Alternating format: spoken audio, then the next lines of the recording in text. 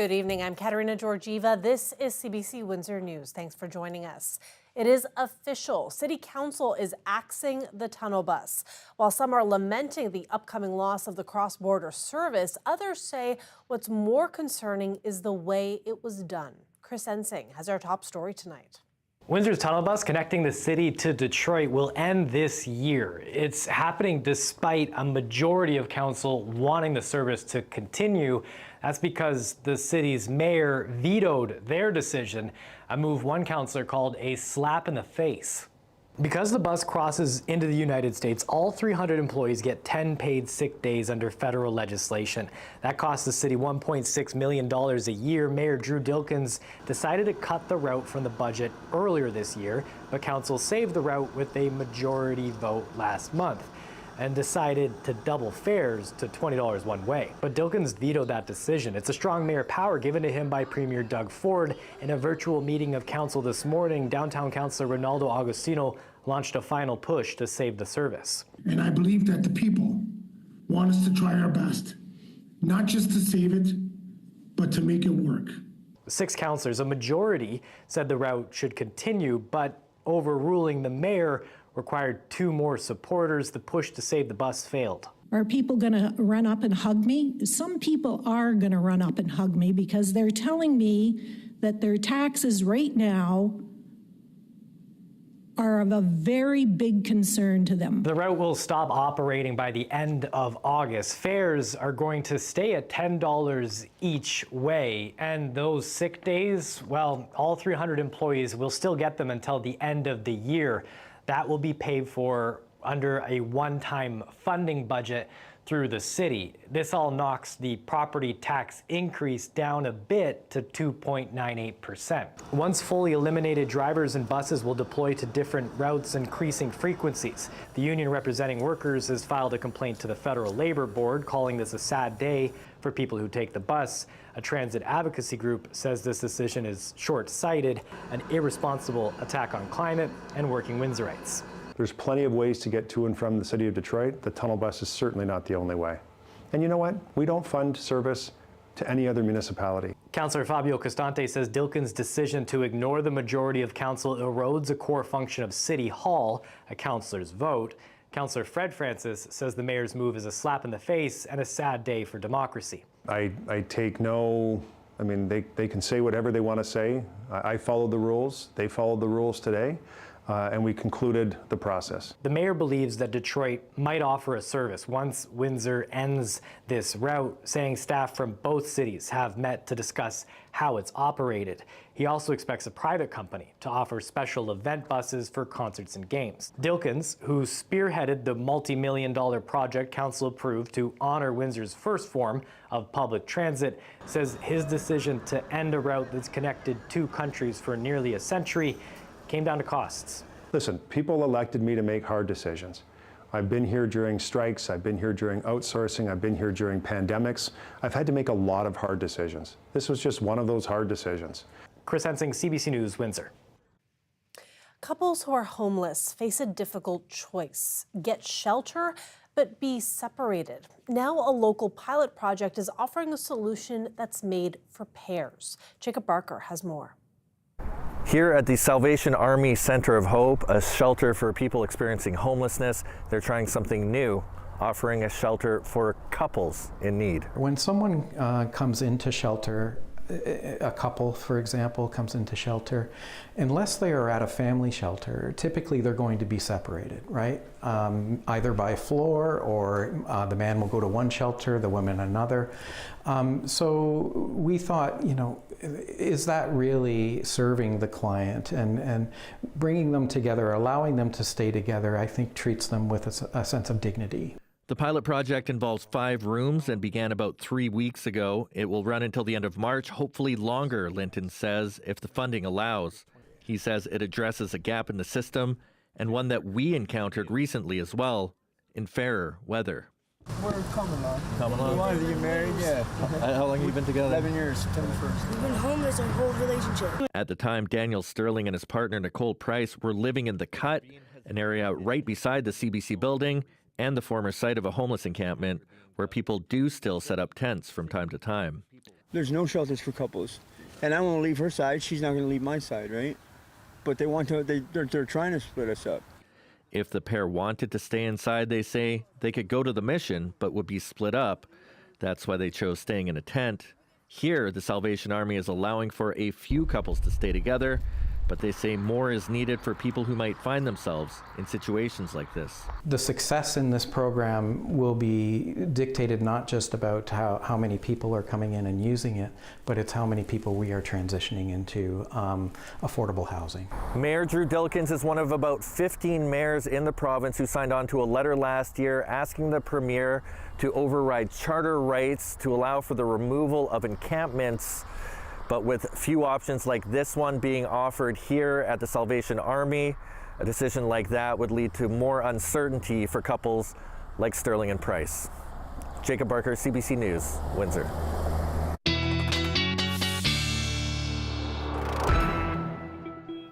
We've got Chris Potter now for a first look at weather. Happy Friday, Chris. Yeah. How is it looking into the evening? Well, obviously a gorgeous day, or I should say it turned into a gorgeous day today, Kat, as that morning cloud, few flurries cleared, beautiful sunshine, daytime highs literally just shy of 0, and not much of active weather across the Great Lakes. There is a little area of cloud cover that will drop in from the northwest. Another area of cloud cover will build in from the southwest as well. That's not set to happen until later on this evening and into the overnight. No snow, though. That's a good thing. Temperatures right now at -2 in Windsor, -7 in Kitchener, and through the overnight temperatures will actually stall at -8 thanks to the southwesterly winds. They'll pick up through the morning and afternoon, gusting to about 50 kilometers an hour. That will hold daytime highs at around -2 under mostly cloud cover. As we get into the evening and overnight, those southwesterly winds continue. So does the warm-up. Details ahead. Okay, thank you, Chris. Appreciate it. Up next, Doug Ford is back in Washington alongside the Premier of Nova Scotia, trying to pitch their anti-tariff message. They met with American governors on the sidelines of their annual summit in the U.S. Capitol. While there's opposition to tariffs among the governors, many are firmly backing President Donald Trump. Katie Simpson reports. Ontario Premier Doug Ford and Nova Scotia Premier Tim Houston spent their day working meeting rooms at a downtown Washington hotel, trying to convince American governors of all political stripes to speak up and push back against tariffs. What's shocking to me is how misinformed a lot of elected officials down here, how critical Canada plays in their economy and their critical minerals and their energy in manufacturing is aluminum and nickel and potash and uranium. So when we tell them all this, they're like, wow, we didn't realize this. I believe we'll get through this. This is a relationship that has survived a couple hundred years, depressions, wars, all kinds of highs and lows in the relationship. And I believe we'll get through this, and we'll just do everything we can to make sure we get through it faster. This is the second trip to D.C. in a month for both premiers. Neither think a breakthrough moment is imminent, but they defended their plan to keep trying to convince as many people as they can that tariffs will not just hurt the Canadian economy, but the American economy too. In speaking with governors at this conference, we found there was mixed reaction to tariffs. While some Republicans supported Donald Trump's plan, some Democrats were opposed. We're working through all of it, and the White House wants to reset the deck and wants to bring manufacturing back home, and I think that's a fantastic idea. It's not good. I like Canada. It's my favorite 51st state, and we bring down, that's a joke, by the way. I know, the thing is in Canada, that's not going to go over as a joke. Okay, leave that outside. But we bring down hydro, we bring down energy. The idea of putting a 20% tariff on that is terrible. Canada becoming the 51st state really seemed to be a punchline, as you just heard, even from Democrats. The outrage among Canadians not necessarily resonating with some of these state leaders. Katie Simpson, CBC News, Washington. With Doug Ford out of the province today, Ontario's Liberals and New Democrats have released their campaign platforms. They're promising tens of billions in spending over the next 4 years if they're elected. Sean Jeffords has the details. A warm reception for Bonnie Crombie on a frigid morning in Etobicoke. The Liberal leader is unveiling her election platform with less than a week left in the campaign, hoping it can break the ice with voters. Crombie is promising $65 billion in new spending if her party is elected. It really focuses on the basics and getting the basics right for Ontarians. $29 billion is to pay for the party's health care plan. which includes its pledge to connect everyone in Ontario with a family doctor over the next 4 years.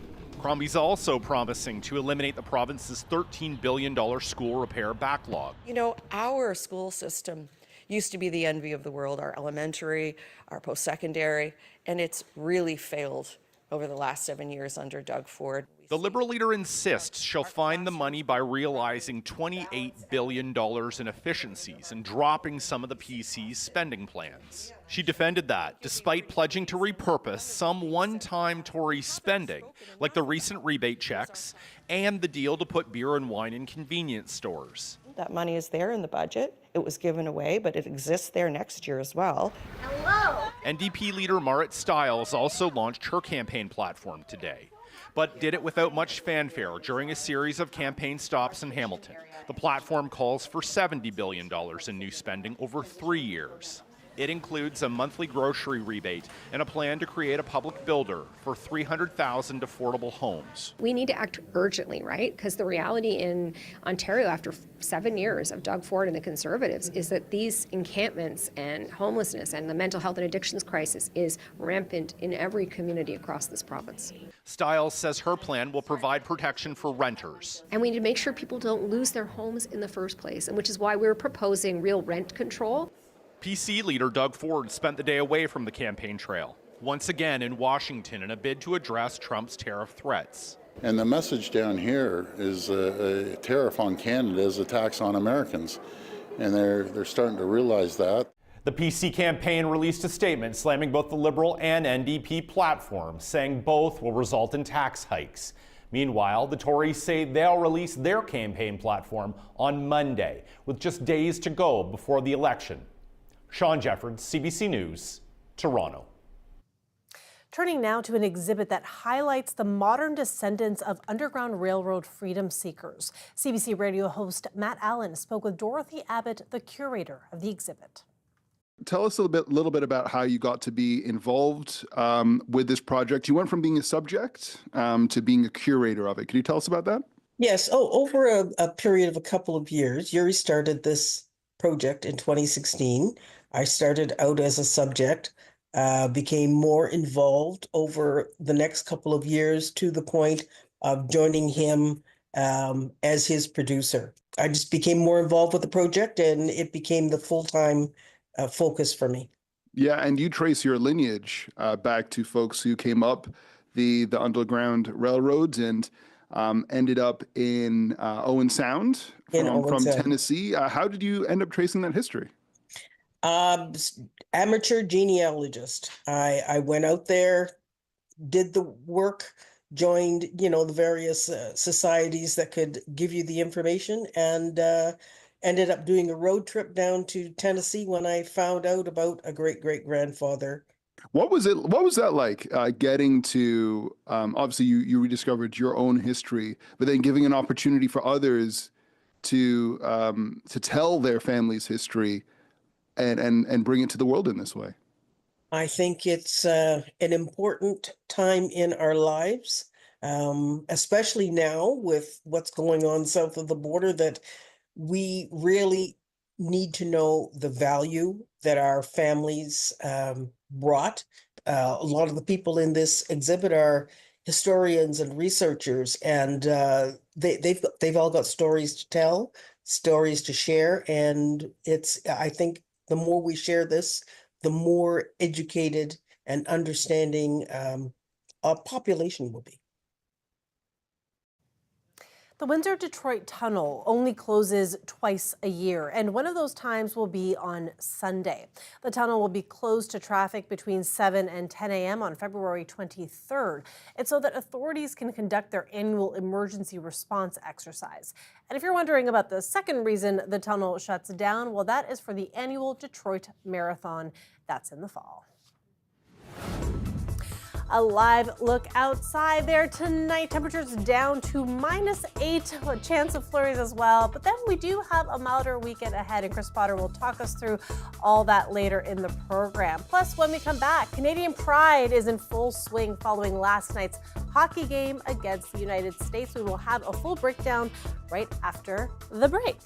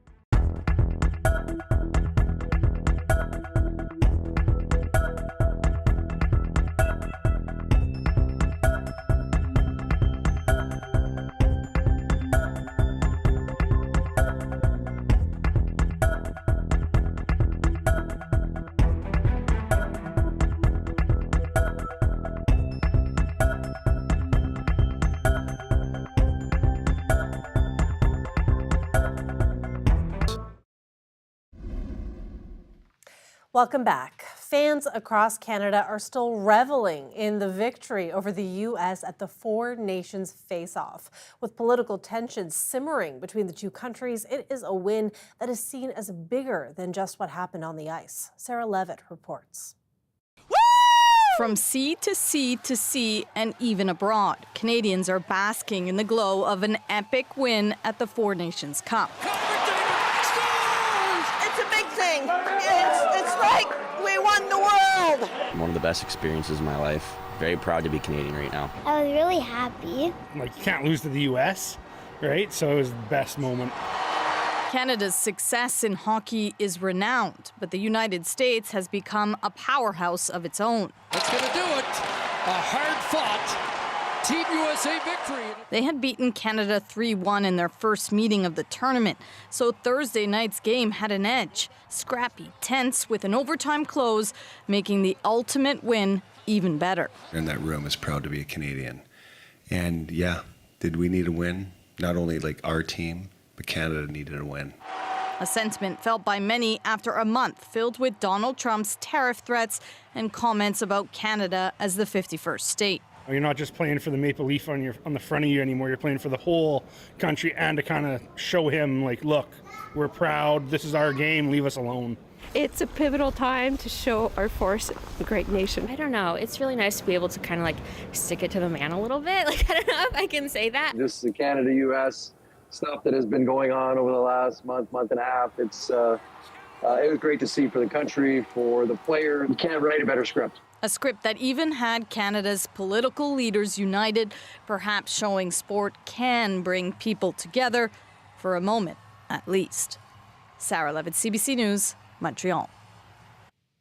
Sports have been going global for a long time, but you might not have guessed that there is an international body for dodgeball. Well, there is, and the World Dodgeball Federation has a world tournament underway in Calgary. The CBC's Aaron Collins paid a visit. On this Calgary court, a global first. Youth teams from around the world gathered to play dodgeball, a sport once limited to school gyms and playgrounds exploding in popularity. This tournament organized by the World Dodgeball Federation, drawing teams from around the world. What's so fun about dodgeball? Like, if you just imagine you don't like someone, you can just pretend that person is the person you don't like, so you can just hit them, and then you get the feeling of hitting the person you don't like. The sport played by nearly 100 million people worldwide in 70 countries. Do you think maybe one day dodgeball could be in the Olympics? I think, yeah, it's going to be an Olympic game.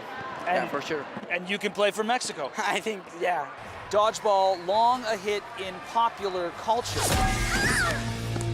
I'm really sorry. Are you all right? Why would you hit a girl? Why? Now making inroads as a legitimate sport. One played with familiar rules, but two kinds of balls, cloth and foam. All right, this is a foam dodgeball. There's also cloth ones. What's the difference? Yeah, so the foam dodgeballs are a little less dense. They're spongier, where the cloth ones are air-filled with a cloth texture, and they're bouncier. Both of them sting, though, I'd say. Yes, you get them thrown hard enough, and you'll feel both of them, yes, absolutely. Canada, a world power in the foam ball category, winning the women's and mixed competitions at the World Championships this summer. Youth teams from across Canada competing here in Calgary in under 12, 15, and 18 divisions. Excited to be representing their country, playing a sport they love. Different people bring different things, where for me, I'm more of a thrower and a catcher, but a lot of people are really good at dodging, and that's a really major thing that you want to get into. This tournament wraps up Saturday. Canada's teams hoping to dodge, dip, and dive their way onto the podium. Aaron Collins, CBC News, Calgary. Gosh, it's been years since I've played dodgeball. Do you have a story that you think that we should cover? Well, we want to hear from you. Send us your ideas. You can always reach us by text message at 519-984-2051, and you can also email us at windsor@cbc.ca. Stay with us. We will have Chris Potter with your weekend weather right after the break.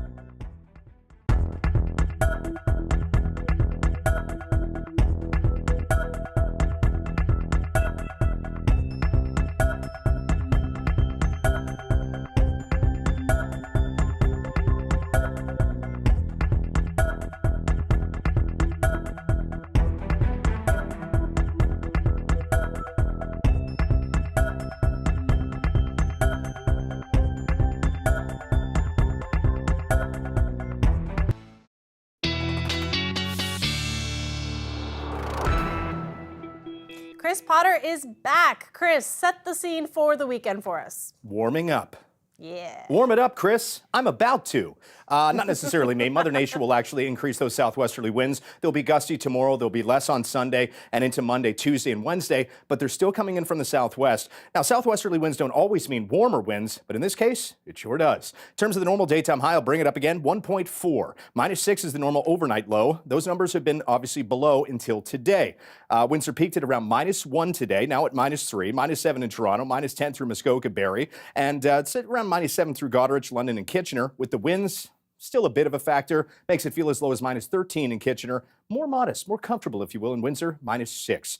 The clear skies will give way to increasing cloud later on this evening, and that will continue to be the trend as we step forward into the overnight as well. It's not going to be completely overcast. This particular model kind of shows a lot more cloud cover. There's still going to be breaks in there. A few flurries early tomorrow morning, and then mostly cloudy. It's going to be a dry weather day. Daytime highs will hold around -2 to -1, very similar to what we had today. Wind gusts will be upwards of maybe 50 kilometers an hour. As we head through the evening and overnight, not much will change. We're still locked in with lots of cloud cover for the day on Sunday. There will be a few sunny breaks, but don't kind of expect much more than that. As we get through Sunday night and into Monday, we have a little surge of quickly moving light snow that will move through, possibly even mixing with a little bit of rain down towards Windsor as well. That quickly clears off the map well before daybreak on Monday, and then the next system will be targeting the upper Great Lakes and portions of central and eastern Ontario, including the GTA. But for the Windsor area, you escape with increasing low-level moisture, which might equate to some drizzle locally. So not necessarily umbrella-worthy enough for that kind of activity. Temperatures tonight will stall at around -8 through Windsor, -10 in London, still feeling anywhere from -13 to -16. For the afternoon, with those southwesterly winds, daytime highs will climb close to that 0-degree mark. I don't think we're going to hit it tomorrow, but we certainly will as we head through Sunday and beyond. Sunday, we have daytime highs around 0, once again fairly overcast. Similar story on Monday with a daytime high near 4. Patchy drizzle through the morning, the afternoon. Then on Tuesday, we have a higher risk of more organized showers moving through, along with daytime highs near 5. 1, 2, 3, 4, 5. And then 4 for us on Wednesday. We'll likely still hold on to some leftover showers, but that's a big difference compared to accumulating snow like we had the past 2 weeks. We've had some snowfall. If you're curious of how much this will actually reduce the snowfall on the ground, not by much. We'd really need a continuation of these kind of temperatures into the second half of next week, and it does look like after Wednesday they might fall off. But that's still going to make a bit of a dent if you're not a fan of the snow. But I am. Sure. How about you? Sometimes I like it. All right. Thank you so much, Chris. Thanks to you all for watching. We'll see you on Monday.